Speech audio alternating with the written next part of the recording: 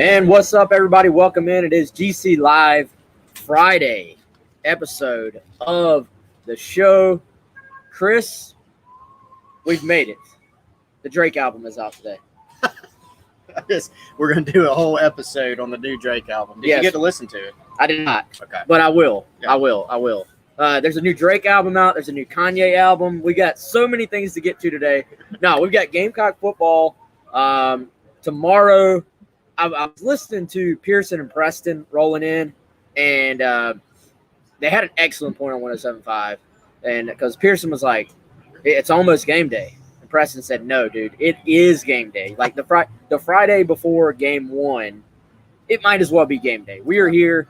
Technically, we're 1 day away, but we've made it. We have arrived. And Chris and I have arrived here at Market on Main, which is where you should come out to hang out with us, or just come out tonight. They've got a pep rally going on. They've got live music going on. They've got right above our heads the massive 23-foot LED screen as well. You can come out, watch South Carolina play Eastern Illinois. Of course, Clemson, Georgia is going to be on some of these TVs tomorrow as well. So great spot to come hang out. Great spot for you to watch all the games going on tomorrow. And the cool thing is with this TV, man, they actually can split it up into 4 games all at once as well if you want. Chris, before we get any further, though, got to tell everybody about our good friend Clint Hammond of the Mortgage Network. Clint is our major presenting sponsor, our main presenting sponsor. Hit Clint up, clinthammond.com, 803-771-6933. I actually rode by Clint's office on the way over here. It is right across from Dreer High School. And if you're in the market for a new home, or you may want to – I'm thinking about refinancing myself, Chris. Right now is a great time to save some money. So check Clint out, give him a shout, and he will certainly help you out. Now that we got that out of the way, football is here. Shout out to everybody who is in the chat already. I see some familiar names. Let's go ahead and shout them out. T, Anthony, Frederick, Nick, GC intern Kendall, and Rob Youngston all in already for the show today. I don't have anything planned, man. So you just take it away, Chris. Yeah. Go just sit here and chill. Yeah, what's on your mind, man? Man, I'll tell you. I thought when you opened the show that you were going to do a footballs in the air, like it smells like football. It kind of does. Beautiful day here in downtown Columbia, here at Market on Main. Wes and I have this nice awning, which is awesome. Not too hot, sunny. We just retreated to some food here at Market on Main. It was phenomenal, if I must say so myself. It was excellent. Lots of Gamecock fans walking around here on the street. Our buddy Lou Antonelli.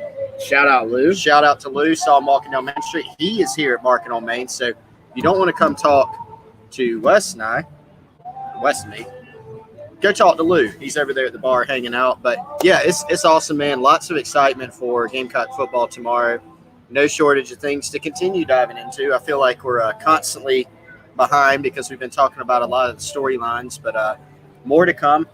Any takeaways last night from, I guess we can start there, call-in show, Shane Beamer, anything there that was, I didn't really hear anything that was super groundbreaking. You did talk about Luke Doty and his kind of timeline a little bit for coming back. Yeah, that was maybe the biggest thing, man. Generally, you get that final injury update on Thursday, and it was actually more of the same from what we heard earlier in the week on Tuesday, and then from the coordinators on Wednesday. But I would say he was even more positive about Luke Doty's status moving past this week. Yep. I think we all sort of, even if it wasn't official yet, we all sort of, at least in our heads, have kind of marked Luke out for tomorrow, for Saturday. I mean, he's listed as doubtful officially, and that makes sense. I think, though, moving forward, Beamer mentioned on Tuesday that he was confident he'd be back, that he'd be 100% for week 2. And then it just felt like he took it a step further on Thursday when he said he fully expects Luke Doty back for next week. And, I think that's a game, man. I did watch a very little bit of ECU yesterday. That's a game that South Carolina, obviously, there's some interesting little it's a weird matchup because you're going on the road to ECU, but a game certainly that South Carolina is going to be favored to win and probably gives you an opportunity if things go well, basically tomorrow, to maybe ease Luke into that game and get him settled in before you start to get into this SEC schedule. And sure. So, yeah, that was maybe my I don't know if it's a big takeaway, but it was a takeaway. And Chris, if you're going to sort of dive into something that's kind of small, but it was a small comment, but could be a big indicator.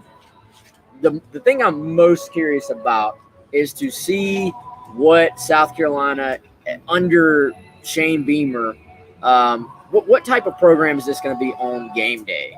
In terms of your game day operation, your game day decisions, just all the little scenarios that Shane Beamer has been preparing for since he put on that play headset as a kid and that photo that gets passed around. Yeah. But now he's going to be making them in real time. Yep. And now there's going to be 100 different little variables that affect these decisions. So what is the approach tomorrow? What is the approach, as we've talked about, on fourth downs? And then something he mentioned yesterday, what is the approach when it comes to sort of how you rotate players in and out, your rotation pattern? That's something I feel like we use that term in basketball, like the rotation pattern. But in football, it's a thing as well. There were times when I felt like South Carolina leaned a bit on their starters a lot. And Beamer made the comment, and I'm paraphrasing, but he made the comment because he was asked about the linebacker specifically. And he said, we don't want to ask Shirai Green to go play 70 plays if we have 75 plays on defense. Right. That caught my attention because I'm wondering, do we see a little shift in approach on rotation, particularly, in the front seven? And, I think there are some guys at that spot that have not played much. Adebo Williams has not played at all at the college level. Mo Kaba has played a little bit at the college level. You have some young guys there that I think will benefit as the season progresses from getting into the mix, just having a chance to go make some mistakes and learn from them. So that to me was a positive development for South Carolina and I think a needed shift if it plays out like that, in real life. Sure. And it is, one of those cool and interesting kind of subplots to try to figure out how that is going to work because, we talked about going to linebacker, your example. Clayton White, this is something we reported, but he kind of reiterated it too the other day during his media opportunity in the middle of the week. He said that, you got to have 3 guys that can play and you want 5. And so, that shows they would probably like to work in 5. He wants to be able to split it up. Now, part of that is how many defensive snaps are you playing in total? Who's the opponent? How are you playing? There's a lot that goes into there. I would say, just thinking back to the past, one thing fans always are going to want to know is what changes from regime to regime or year to year. We saw, for instance, on the offensive line, South Carolina typically went in the distance. The starting 5 was the starting 5. Defensive line, that was probably the area where you saw the most rotation. The most rotation was on the D-line because you got to keep those guys more fresh. Linebacker, not as much. Remember, we went over some of the numbers from last year. Part of it was COVID year injuries. There was one game where Ernest Jones played almost every snap, and I think only 2 linebackers played in total. I think it was the Ole Miss game. So I think you will see more of that. Greg Adkins, the O-line coach, has even hinted about maybe rotating some guys there. Maybe not a lot, but some. I'm interested. Running back rotation.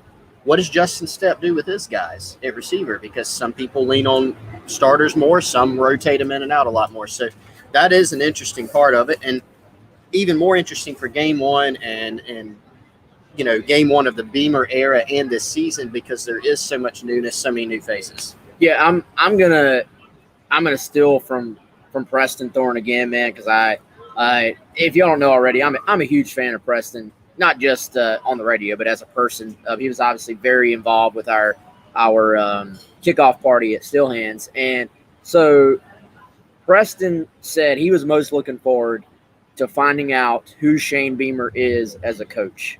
And I was like, man, that's actually a great way to put it, because we've seen Shane Beamer as the coach off the field. We haven't. He's had one game as a head coach. And it was as an interim head coach. This is his first opportunity with his program to lead the way.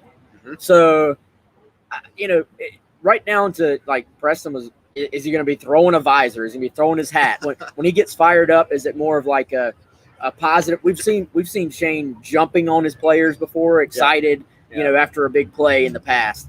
What type of mindset does he bring to that position on the field? What type of approach? What does it literally look like with Shane Beamer as South Carolina's head coach? There are so many different little tiny details that we are going to learn tomorrow, which is why I would encourage you, if you're on the fence about, I was talking to somebody today, there are still tickets available to this game. If you're on the fence, man, you could probably get in this game pretty cheap. We were talking again to our buddy Lou Antonelli, who's right behind us, actually. Shout out to Lou for coming out. I believe he said he was going to buy everyone here a beer. Did I read that right? He did. First beer. Okay. Not one. Unlimited beers. Not unlimited. Let's not put that on. Yeah, shout out Lou. But, to me, there's something special about being there for the first one if you're a fan as well. Yeah. So is this some great opponent? No. Is this a team South Carolina should beat handily? Yes. But you're going to learn more about the program in one game than probably you always learn a lot in a game one, I think. But in this sense, it is also game one for Beamer as a whole, as a head coach. So we're going to learn so much tomorrow, man. That's what I'm most excited about. I know coaches like to say it's not about them, it's about us. We're looking in the mirror, we're looking at South Carolina. Tomorrow is very much about South Carolina and what this program can be under Shane Beamer. Yeah, and I think that's going to extend even into, pregame. I mean, the social media accounts, the creative team at South Carolina, they've been making a big push for Gamecock Walk, 4:45 if you'd like to go, 4:45 p.m. It's going to be Gamecock Walk. They're encouraging people to get into the stadium early. They want, obviously, a great atmosphere, so still tickets available, but should be a good atmosphere there west tomorrow. Weather, it's supposed to be beautiful. But I'm curious to see just the lead up to the game, too. Is there anything new that Shane Beamer himself kind of puts his stamp on? Like any new traditions that he's starting? We don't know. I mean, I haven't heard of any of those things. It might be that there's really nothing. But the pregame videos have been promised to be cool. What do they do going into the fourth quarter? What are all those things like? But I'm with you on Beamer himself, kind of seeing his demeanor. He's talked a little bit about what to expect as far as, he's not going to – he does recognize and has said that your team takes on the coach's identity. He said that. Paraphrase. So he said he's not going to be acting crazy, but he also does get into it. We know that. Little bit different role being a head coach as opposed to an assistant. But that will be a neat thing to see tomorrow. Yeah, and some of the things we learn tomorrow will sort of adjust. They will adjust as the season progresses, and it's going to depend on opponent. You are gonna rotate guys. I would imagine a lot more tomorrow than you are, against Kentucky potentially. So some of the stuff is game by game, week by week. But dude, we're gonna learn a ton because, dude, if it was just a new offensive coordinator, we'd be looking at all these things we're gonna learn about a new OC. You have a new OC, DC, special teams, a new head coach, new position coaches at every single position except for that defensive end, edge, buck, whatever you want to call all the different spots there. With Mike Peterson, the lone holdover. Shout out Mike P. He's an avid listener of the show, by the way. So shout out Mike P. if you're listening on Friday. He did say that one time. Yeah, he did. You're right. Might have been messing with us. But anyway, so, dude, I'm curious as well as this thing moves forward. Like, to me, this game, we do our Keys to Victory every week on the site. I think we do Keys to Victory on – it's been so long since we had a Friday game day show. I think we did Keys to Victory on here as well. To me, the key to victory for this week isn't really about victory. Like if South Carolina has to, I feel like they can just get the ball to these running backs and go win an ugly game. Like if things just went, to absolute what, they'd say, scrap everything. We're going to get the ball to these running backs, and we're just going to grind it out and take the W and move on to next week, right? Right. But I think, for me, the key to tomorrow, again, not necessarily so much victory, but the key for what you want to see as a South Carolina fan is like the operation. Mm-hmm. And when I say that, I mean like literally getting in the plays to the quarterback relaying the plays to the offense.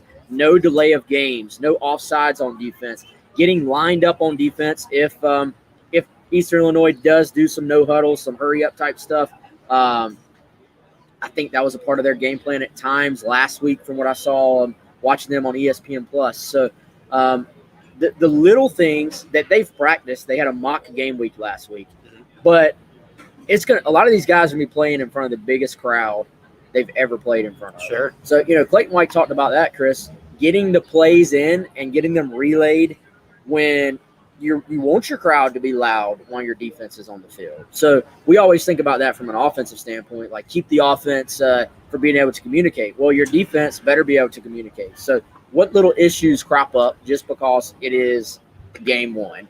And how do you handle those things? How do you relax the nerves? How do you take a deep breath, go back to your training as opposed to getting caught up in, your second aunt is in town, your three cousins are, tomorrow's a big day for a lot of these kids. So sure.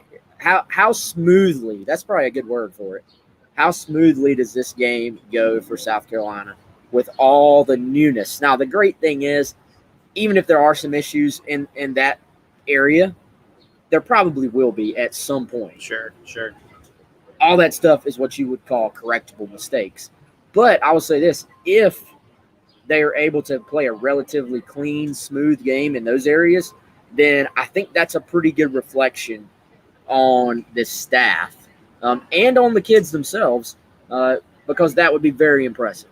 It would be. And, you to some degree never know what you're going to get with that because of, this year it's even more so. It's emphasized even more. You got a lot of players who have not played, or this, like you said, will be the biggest crowd. It's game one of the season. How many times do we hear after a game one? A lot of times it's a coach in a losing press conference, which we don't anticipate that this week, but we didn't see that in the preseason, right? You hear that a lot. Well, we didn't have these issues in the preseason, and they crop up during the game. Well, why is that? Well, it's a real game, so things happen. Things don't go like you planned. There's adversity. And so you're right. How they're going to handle that, they've seemed pleased with it at times. They've said we've had too many issues at times. So getting to the game and playing a clean game certainly be positive. And really, Wes, it's positive for South Carolina that they play this team game one as opposed to, Kentucky or something like that, where you've got a much lower margin for error.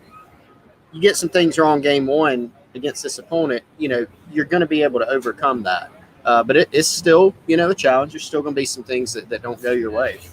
Yeah, there will be. And, I think there's been some interesting conversation about how South Carolina will approach this game on offense. And, there was that discussion yesterday. Jay Phillips put it out on Twitter, and we talked about it, so I'm not going to dive all the way back into it. But I do want to sort of play off of this idea of the over-under of 10.5 guys catching the football. Well, some of the people responding to that were like, I don't think that many guys are going to catch the football because basically this is a game where South Carolina can just run the football down their throats more than likely. Well, I agree with that, but I think, and the coaches would never admit this, the coaches would never say this publicly, they would never make this anything publicly, but I think this is a game where you probably feel good enough that, yes, you could just run the football, but I think you want to work on those things. You want to work on the timing of the passing game.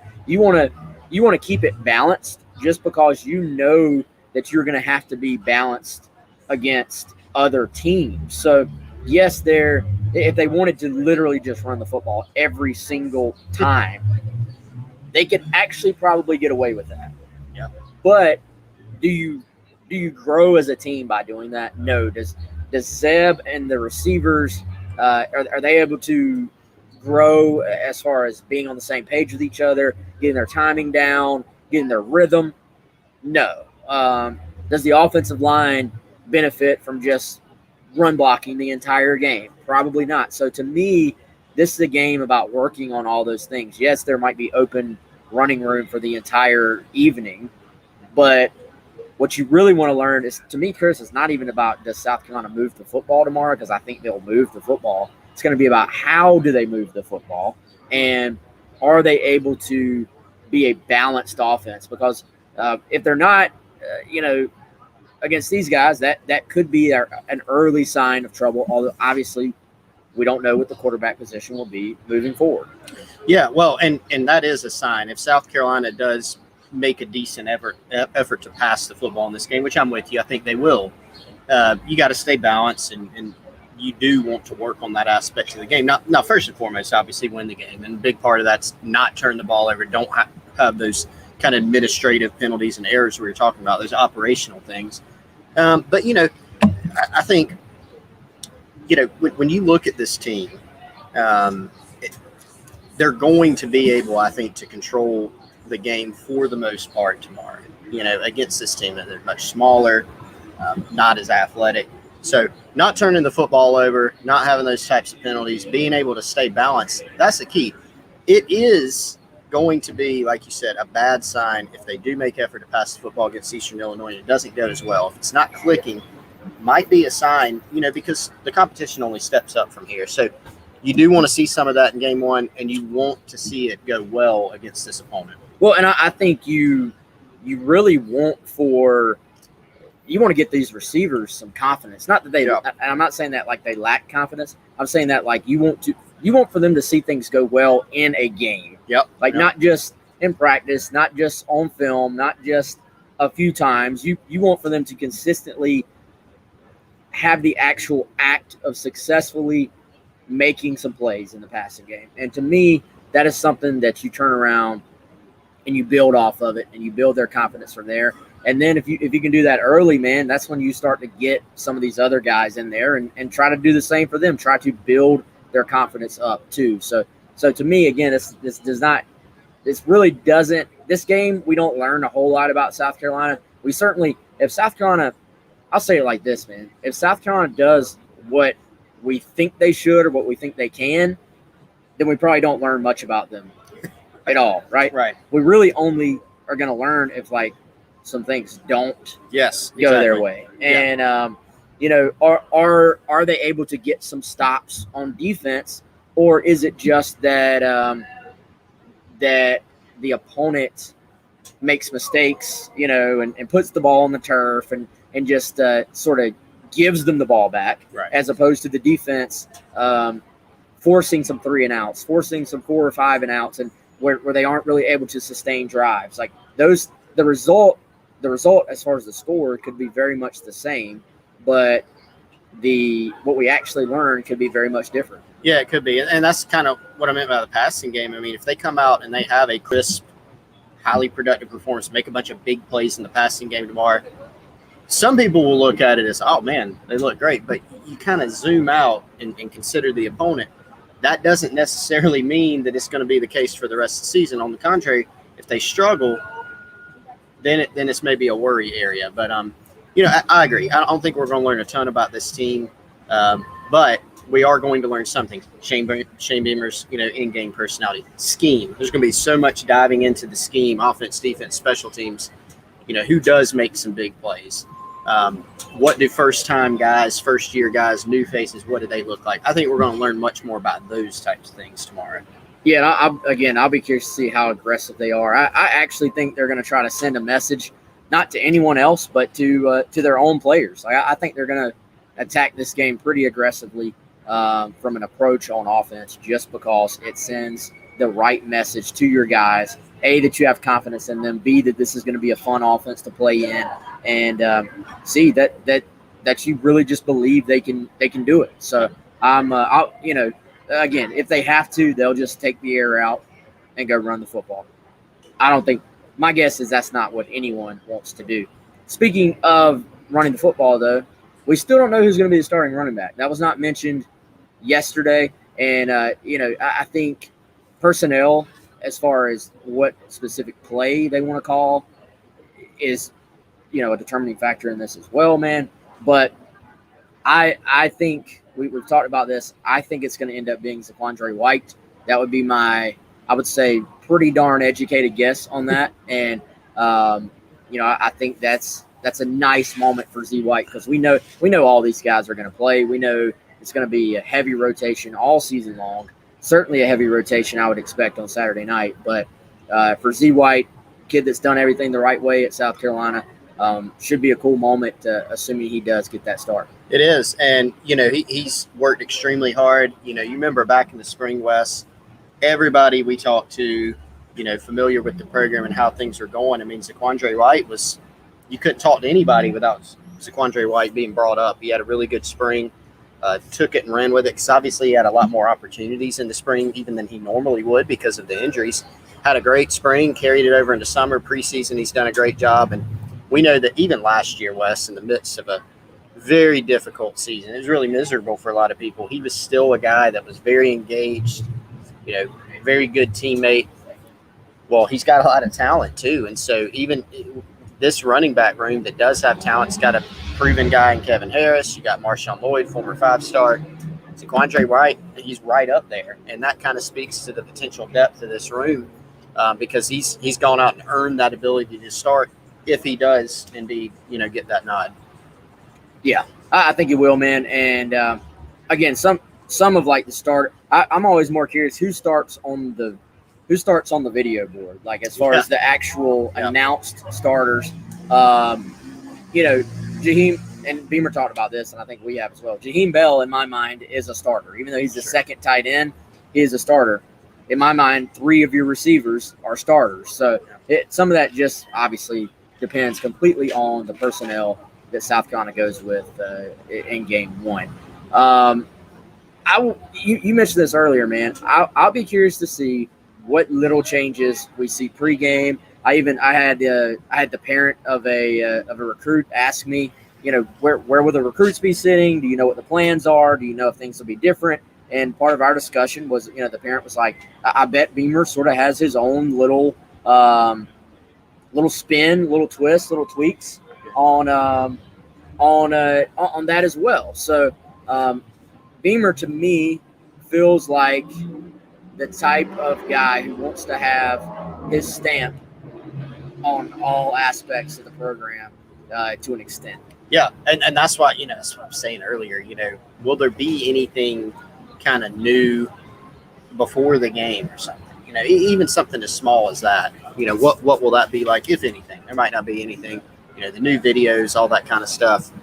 It'll be neat, and this program he's talked about this. I mentioned earlier, taking on his personality.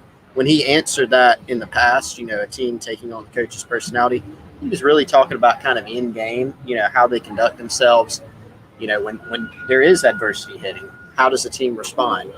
In some ways, how their coach responds. And so he was talking about it that way, but also, Wes, notice the entire program has kind of taken on his personality and what he wants it to be as it continues building out. And I think the latest video that Gamecock football put out on social media that Justin Law did, shout out to him, it was fantastic. They've had a lot of good ones. You think that was? I'm not going to say it was the best. I did. I've got there's some recency bias there, I'm sure. Yeah. But dude, that thing, the production quality on those. Yeah, it was. I think it was the best. Are insane. Yeah, I think it was the best, and but that video really encapsulated, what Beamer wants his program to be, and based on how many people were chiming in, Luke Day, a lot of other staffers, Chance Miller, the associate AD, is heavily involved in football, was heavily involved in this, hiring process of Shane Beamer. They all chimed in and said, Luke Day made the statement, this is not a hype video. Yeah. They kind of, this is what it is. And so that's what I mean by Shane Beamer putting his personality on the program. It's hype videos are cool. We've seen a ton of hype videos. They're always awesome. But a lot of times it's music and guys lifting weights and screaming and stuff. It's really cool. But this one was more of kind of a look at the culture. And that's what I mean by Beamer putting his stamp of personality on the program. I think that is, Beamer had his comments about the uniforms, RIP to the official uniform report. You think it's officially dead? It might be. I don't know. We'll see. But the uniform reveals, I guess, maybe going away. But I think what y'all saw, from what I've heard, what y'all saw this week with that video is sort of the shift. Like, that's an example of the shift. It's going to be about storytelling, telling the story. Not that it hasn't always, to an extent. Some I'll say this: a lot of the uniform reveals did tell a story. Sure, they were very good at sort of implementing something about either that week's game or even sometimes just stuff that was going on in pop culture, like during that time. Yeah. Very, I would say, timely as far as what the different reveals also sort of used as their theme. That's probably the word. Miss Hobbs, my 10th grade English teacher, will be proud of me for talking about the theme. Good job. Of the video. But seriously, the storytelling you saw in that video that just came out, was that yesterday? Everything has run together. Can't keep track of it. It does run together. I think it was yesterday. Yes. We'll just go with that. Okay. But that's their approach from here on out, from what I've heard. It's going to be storytelling like that, trying to capture the moment of being in the Beamer era in real time. And I thought that one perfectly captured the moment of what all those guys have done. I was about to say going through, but that sounds very negative, but just what they've experienced. Sure. For the last, we're at 8 months, 8 going on 9 months now. So yeah. Kudos to that entire team over there, because that was awesome. Yeah, and SC Scout guy asked, Justin King didn't do this one. We don't know, unless you know, Wes, kind of behind the scenes, who all touches. Justin King's the head of the creative department, but from what we saw, based on the kudos being given out, a guy named Justin Law. He was still pretty new over there. Still he came pretty in, new. I think, prior to last season. Yep. But he's one of there's several people on that creative team that do video and shoot, edit, produce. And Justin, I think, was responsible for that video. Justin Law was, and whew, it was a banger. Yeah. There's no doubt. Yeah, that guy's talented. I think he came from Ohio State, if I remember correctly. But don't quote me on that. Dude, we still have not really talked about Eastern Illinois as a team. We had their head coach on. That was really cool. That was. We've not really broken them down as a team. There are reasons for that, but I think when I watched them, and I'll be honest, I didn't watch the entire game. I watched the first half from last week. I just think that, and somebody else actually mentioned this, I think the size and the speed difference, just like overall, like team speed, team size, and I'm not even talking about what's listed on a roster or a depth chart. I'm talking about the absolute just eye test, watching them play football. Yeah. I feel like there's probably going to be mismatches throughout. Like, it's not just we're saying that because they're an FCS school, but just actually that was my first thought watching them, is that there's probably going to be a pretty severe size and speed disadvantage for Eastern Illinois on Saturday. Yeah, and I think that's where it's going to be most noticeable, when you kind of stack up what South Carolina has and what Eastern Illinois has, right? So the skill positions may not be as noticeable. Really, when you look at any level of football, that's kind of where teams can equalize, is maybe with a scheme, like you look at an auction team, right? That's a great equalizer. And having good skill guys, which those are a little bit easier to find, where you separate the big boys, FCS, FBS, Power 5, the trenches, right? So, and even talking to Coach Cushing the other day, where did he go with that?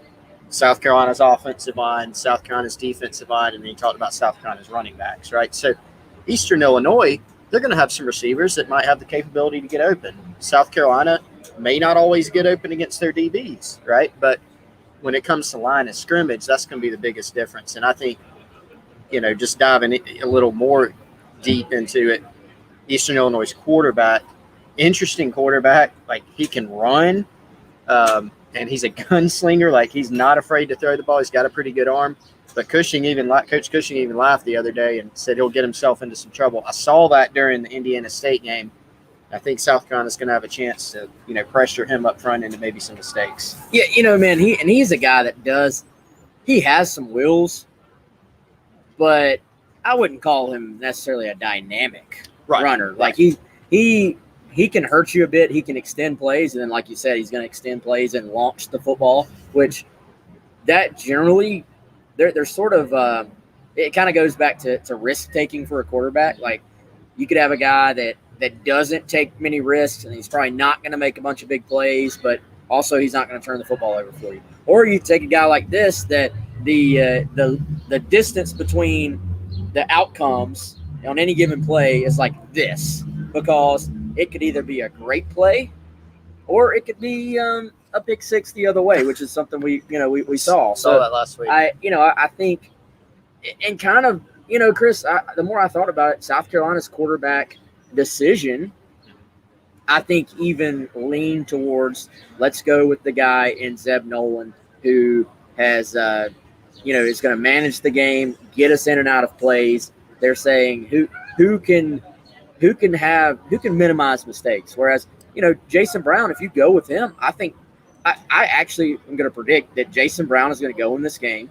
He's probably going to make some big plays, because there's going to be opportunities against this defense to go make big plays. So I think people are going to come out of this game Saturday, and I think there will probably still be some people saying Jason Brown should have been the starter, because I think there will be an opportunity for big plays, and he will probably go make them.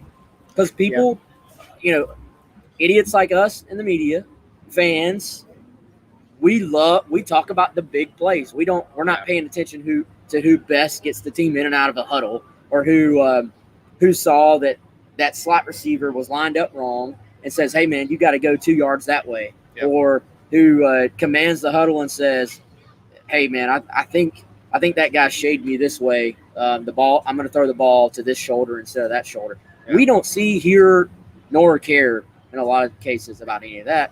We just see Jason Brown has a huge arm and made some big plays. So I think in the case of their quarterback, Otto Coons is the name. In the case of their quarterback, they're rolling with a guy, and he's probably their best chance to win, that can make plays for him, but also can make some mistakes for him. South Carolina, especially a game like this, is saying we're going to go with the older guy, the guy who's played at the FBS level and can sort of minimize mistakes, and then probably get Jason Brown in there. And again, I'm putting that on the record as a prediction. Jason Brown is going to go in, and he is going to play very well for South Carolina, and he's going to excite people because he is an excitable guy that makes plays. And even Shane Beamer gave some credence to the idea of a gamer and saying, coaches don't like to admit the idea of a gamer. You ever notice that? That's rare for a coach to admit. Play how you practice. Yeah. You hear that all the time. Yeah. He admit that was kind of interesting, kind of cool. So we'll see how they rotate these guys, but I think South Carolina will get a decent lead. Jason Brown will get a chance, and I suspect he'll play pretty well. Well, you're right, and that will be interesting. That'll be one of those little, the word.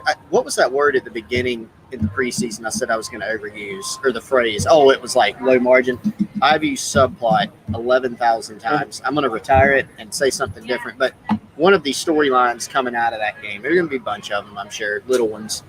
But that'll be one. If Jason goes in, which quarterback played the best? If more than one plays, and more than one will probably play. But you're right. It is funny. Circumstances go out the window. It was kind of like in the spring game, right? The other 14 or however many practices, nobody saw them, including media. Doesn't matter. Yeah. Does not matter. I mean, we could have reported, and this did not happen. I'm making up this scenario. Jason Brown could have thrown 10 picks a day in practice, right? And then gone out and done that in the spring game, and people would have said, I would put him in. He's the best quarterback. So you do have to look. That's why we're constantly, kind of preaching, look at the whole picture. But like one of the spring game touchdowns that Jason threw, it was a great throw. It was also on not to pick on him, he's on a freshman walk-on DB who will not play much, just being realistic. So, like, you do have to look at those things, but it will still happen. And I think you're right. I think Jason's going to get a chance and do quite well. Yeah, he will. Trying to think, man. We really should make notes for the show, huh? What have we not hit on? Well, I'll tell you one thing we haven't hit on. Dead socks. It does. It involves socks. Wes and I don't have socks on today. Flip-flop weather, right? Beautiful weather. Holy cow. Lots of business people around still, though, milling around, coming off lunch break, going to lunch, going to and from work. I hope that they're wearing dead socksy socks. If they're wearing, dress shoes, patented no-slip technology, buttery soft feel. They also have athletic socks, no-show socks if you want to loaf around or something like that. Check those guys out, deadsoxy.com, DEADSOXY.com. Also check out the college line for some Spur socks, some striped socks that are kind of Gamecock flavored. 25% off, Wes, with promo code COCKY. How many of these business professionals that we've seen walking by, maybe going to lunch? Main Street is like a busy area now, by the way. It's very, very busy. And there's some students, because I guess there's student housing back there now. That was not there when I was here. There's students walking back and forth. The State House is actually, right there. Like, we're looking at the State House. Just a beautiful area to hang out. How many of these business folks are having the old, sneaking the old lunch beer on a Friday just because the weather is like it is, man? Like, if you were sitting outside right now, as we are, I don't care if you're going back to work. Very, very difficult not to have a couple of lunch beers. I would say several of them are not even sneaking it or hiding it. It's just kind of there. It's a great idea, for a day like this. Some steel hands, maybe. Steel hands would be great. That would be a great selection at Market on Main today or tonight for the pep rally here. Yes. What time is that, Wes? So they've got basically all evening. Things are planned out. There's live music actually starting at 4:30. So if you want to start getting out here, then that'd be great. Then they have more live music starting at 8:00, and they've got the pep rally, which is I believe brought to you by Coors Light. So you got pretty much the entire evening is jam-packed. I think they're going to give away a couple of signed Shane Beamer footballs as well tonight. So come out. Stuff. By the way, speaking of beer, Lou weighing in from Facebook and from right behind us. Have y'all seen the Steven Garcia commercial? Yeah. That was pretty perfect. What if Steven Garcia had tried to bust that out while he was at South Carolina? If NIL was available then, he probably would have got nixed because it was. But Chris, just go with me here, man. Buzzkill. I wouldn't have put it past him if it was. You just do it anyway. Yes. Miss a couple games. Yes, very well done though by the folks at Greens. And you know what? The great thing about commercials like that, if you're them as far as exposure, most of the time, like, people are hammered with ads. People aren't like sharing. Hey, look at this ad, man. Look at the. People were sharing that, just like, oh my God, this guy, Steven Garcia, in a Greens ad, match, like, perfect. That was the best possible iteration, and very smart for the reason that you said. They get shared a lot. How has it not happened prior? That's really the only question. That is the most important. And going the recruit, he's picking a hat. Yeah. Pretty well done, guys. I don't know who came up with that. I don't know who wrote it, but the acting debut of Steven Garcia, we give it an A, I guess. For sure. Final thoughts, man. Let's see. Who are you most intrigued? One player. Who are you most intrigued to see in person tomorrow? Either because they're new, or because they're going to play a much bigger part than they have in the past. Immediately, two people came to mind, because I was actually thinking about this earlier before the show, and I'll try to narrow it. I am going to narrow it down to one. I still think, for me, Wes, it's still Marshawn Lloyd. My second guy was Juju McDowell. We'll see how early, how much. We're just ready to see all the running backs, basically. Yeah, right. But I do pick Marshawn just because just go back, man, to last year. Before Kevin Harris burst onto the scene, you remember that everything that we had heard was based on practice. That Marshawn looked like the best running back on the team, right? And then he unfortunately went down with the injury. Kevin Harris had a great year. Zaquandre White, has continued coming along. But, Marshawn is one of maybe the most talked about players that has never taken a snap at South Carolina, that I can remember. And so he went a whole year without taking a snap. So I still think it's him, for me, to see what he looks like, can he break any big plays. That's the main one for me. He was probably one of the most talked about freshmen in South Carolina history going into last year, as far as debut goes. I was trying to think if there, was another one. Sidney Rice redshirted his first year. He probably would have played. Got injured right before the first game. Had to redshirt. Alshon Jeffrey was talked about a lot. Remember? But then they didn't really use him. It took him, his true freshman year. I think Marcus Lattimore was a highly, highly anticipated debut. Marcus Lattimore was the big, and Clowney, yeah, that was a big debut. So it's probably Demetrius Summers was a massive debut too, man. It's probably some combo of like those three, and Marshawn probably is somewhere behind him, but he's one of, the most anticipated guys. All right, everybody in here wants to talk about cookies because we're having another Twitter food debate. So y'all hang tight. We're going to talk about cookies at the end of the show. So that everybody who doesn't want to talk about cookies doesn't have to listen to it. We are going to talk about cookies, but at the very, very, very end. So y'all hang tight. I got something to say about that. Lost my train of thought, Chris. Which guy do I'm going to ask myself a question. Which guy do you want to most see tomorrow? And you're going to have to think on the spot because Chris stole yours. Mine was going to be Marshawn Lloyd as well. I think that's a lot of people. Now, a lot of people in the chat have said to Kerryon Joyner. That's a good one because I think we all, because of the way Kerryon has carried himself, want to see a happy ending to the Kerryon story. For sure. So, I think for me, my second, Marshawn was probably first. I'm actually going to go with a different receiver, and I'm going to go Josh Vann. Just because, y'all, Josh Vann has been the guy that, and I'll go ahead and say we all sort of wrote off to an extent. I stayed. You stayed a little bit. I would say I had my fingers clasped, like as the train was leaving the station. I was still holding on to the back, for dear life. I don't feel that you were as committed to the idea, to the cause. Yeah, you did. I dropped off a little bit. You were sort of like, maybe. Yeah, right. No, maybe. You're right.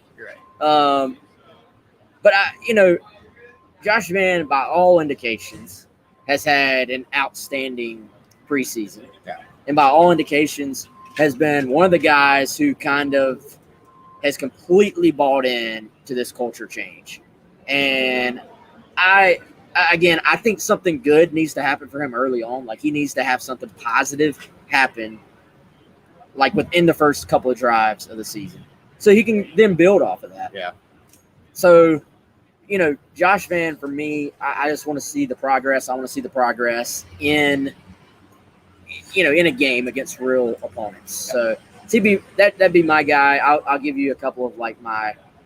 I'm breaking my own rules, but I want to see Jaheim Bell, see how he's used. Oh, yeah. Like everybody else on here, I want to see Juju McDowell just because, he's doing it for the short guys everywhere. It's amazing. And the way his teammates, light up when they talk about this kid, and then the way Satterfield talked about him and the football IQ, the quick ability to pick things up so easily. I can tell you all this. The former running backs coach at South Carolina, Des Kitchings, that recruited him, was incredibly high on Juju McDowell. And you'll remember South Carolina, so he was an NC State commitment. Mm-hmm. And South Carolina sort of moved in on him, loved what they saw, and quickly prioritized him and landed him. And I think at the time thought that they had a steal. Well, among the freshmen in this class, like the incoming class of freshmen, for one, we know there's not a lot of freshmen, just pure numbers. Yep. Most of the impact guys are going to be JUCOs or transfers. So among the like actual true freshmen, there's not really a lot of instant impact guys, but Juju McDowell could be that guy. So I'm curious to see him if they get him in space. He's going to have a big play tomorrow, I think. Like, I think that's a pretty – I don't want to say it's never a safe bet that a guy's going to have a 60-yard run, but it's a fairly safe bet because he's done it in both major scrimmages. And then, you know what, a guy that the coaches have talked about, but maybe the fan base hasn't really been talking about a ton, but Marcellus Dial. When Beamer says stuff like, you know, he may have had the best camp of anybody on the defense, that's a meaningful statement. So as you were talking, since you listed some, I will open the door for myself to start listing off some more guys. You know, I mentioned Marshawn. I'm on the same page with you on some other guys, but just to name another few that I'm really going to be watching closely. Cam Smith, Beamer talking about last night. You know, now does he play a ton, Wes? Keep saying he's good to go, but if he's in there a lot, substantial amount. Really excited, whether it's week one or some other time. Want to see his progress, right? So he's one. Jordan Birch, Jordan Strong, a couple other guys I really want to see. Jalen Brooks is another one I'm kind of intrigued by.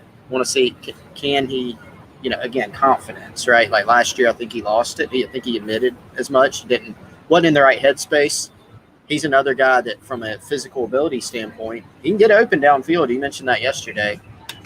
There's a bunch of them. We could probably list We're just about to list all the starters. We're going to list like half the roster. All right, we got a comment. We got to comment on. First, last. You've been on this show before, man. You've watched this show before. You know good and well that we talk up Zaquandre White all the time, and you missed the segment earlier where we said Zaquandre White, A, was our projected starter, and B, how excited we were for him to have the opportunity to get the start, if that's what happens, which I believe is going to be the case, and how he did everything right this offseason. So this has always been a Zaquandre White positive friendly show. Program. Oh, yes, yeah. If anything, yeah. I don't want to say I was the first because I'm sure I wasn't, but I started talking. I feel like I was early to the party on the Zaquandre White, the way he handles himself on special teams, the way he's always hyping up his teammates on the sideline. That was one of my favorite things about last season, was the way Zaquandre White, despite everything else, stayed on the sideline with that high energy, was always encouraging his teammates, was always, again, to reuse the phrase, handling every situation the right way. So rewind it, man. This is a very Zaquandre White friendly, high on Zaquandre White show. Always. And all the other chatters, I believe, can back us up on that, man. So we're good. The channel is not a joke, man. The channel is a Z White friendly channel, just to get that out of the way. All right, let's talk about cookies, because these fools want you to believe that a freaking – and Chris, I haven't asked you. I hope you're not going against me on this. We'll have to see what it is. I might, though. You haven't seen this yet? So I mean, kind of. So Brent Hughes on Twitter, who I recently followed Brent Hughes on Twitter. I'm assuming that's the same Brent Hughes that's on Facebook right now. He's a big Gamecock Twitter guy, and I got to say, give him a follow. Brent, throw your Twitter handle up there, man, because most of the time he don't miss on his Twitter takes, but may have missed today. And I know Taylor Dively certainly missed today, but there's a discussion about which cookie you're going to get rid of. Yeah. You know these things on Twitter. It's like you can only, you can't save them all. If you have to get rid of one, which one do you get rid of? Well, my comment was that none of the other cookies matter as long as you save chocolate chip cookies. Let me look. I need to. Yeah. So on there. And again, the football portion of the show is over. If you hate this type of stuff, just go ahead, log off, cuss us out, tell us this is stupid, and cut the podcast off. But if you like me getting fired up about food, here we go. I think on there was chocolate chip oatmeal raisin, snickerdoodle, peanut butter, double chocolate, and then one of them was it was those cookies at the Frosted sugar. when you were in elementary school and you like won an award for being on the honor roll, and they got the cheapest, nastiest, just sugary 10-cent cookies you could ever get, and they acted like it was a reward, but they were awful. Those shouldn't even be on there because everybody's gonna get rid of those. All right, but the discussion here, I want everybody to weigh in. Chocolate chip versus oatmeal raisin. I said if you save chocolate chip, you can throw all the other ones in the trash. Where are you at? Well, here's where I'm at. It depends on the quality of each of those. There's some chocolate chip cookies that are not good. And there's different levels of oatmeal raisin. So if it's a great oatmeal raisin cookie, the right amount of chew and all that stuff. Actually, oatmeal raisin is one of my favorite cookies. So I'm a little bit closer than you probably thought on this one. A good oatmeal raisin versus a trashy chocolate chip, oatmeal raisin all day. I don't think it's that simple of just give me a chocolate chip at any cost type of thing. Now, if it's both like the ideal, perfect chocolate chip, perfect oatmeal raisin, I'd probably go chocolate chip. Probably. That's what I'm saying. You, if we're talking about the very best that each has to I'd go offer. chocolate chip. Do I get to have milk with it? Yeah, you can have anything you want with it. Here's the thing. Yes, with anything, you could be like, do you like burgers better or pizza better? And you could pick some trash pizza against a great burger, or a trash burger against a great pizza, and you might be like, well, one's better than the other. Yeah. But if you're talking about the best of all, it's just like these abominations of the frosted sugar cookie. These are awful, right? They fall apart. The icing's all gross, or what? It's not even icing, whatever that is. Sprinkles, trash. But a good sugar cookie with no ice, I don't need icing. A good sugar cookie would be very high in this hierarchy. It was that crappy icing, dude. The cookie itself sucks. On those types, I mean, everybody knows exactly, like you said, they know exactly what that is. Thing's terrible. I'm telling you, that's what somebody gives you when they feel like they have to give you a treat, or they had to get dessert, but they didn't want to put any effort into it. Buy one, get one free at Publix. Yes. Mental note to never give you the cookies as like if you have like a party or some kind of occasion. Kendall's on here busting out Girl Scout cookies. Girl Scout cookies aren't even. That's a whole nother. That's a sub. That's a whole nother podcast. All right, y'all. Taylor wants to know how good my service was when I went to D's. Yeah, I did see Taylor at D's, but I don't think Taylor's working there anymore. Shane wants to know, y'all, we got to get off here. This is going off the rails. It's devolved into it. First Last still does not believe us that this is a Zaquandre White friendly show. Really? Yeah, y'all got to back us up on this. We have been on the Z White train since South Carolina signed Z White. Oh yeah. Now Lou is bringing in some ricotta cookies and let's see, chewy cookies or hard crispy cookies. What kind? Some are better. I mean, in general, chewy. Yeah, probably. Yeah. I like crispy on the outside, but like you break it open and it's. What are we doing all day? I don't know. Yeah. We're trying to get to. Well, we're at 2:00 actually. All right, y'all. That's it. That's the show. Here's the funny thing about that though: the numbers. We can see exactly how many people are watching at any given time. We started talking about cookies, and the number did not dip at all. Yes. So we appreciate it. Next week, free cookies for everyone. Y'all have a good one. He's Chris. I'm Wes. I'm out to Market on Main. Thanks for the support. As always, we'll see you very, very soon.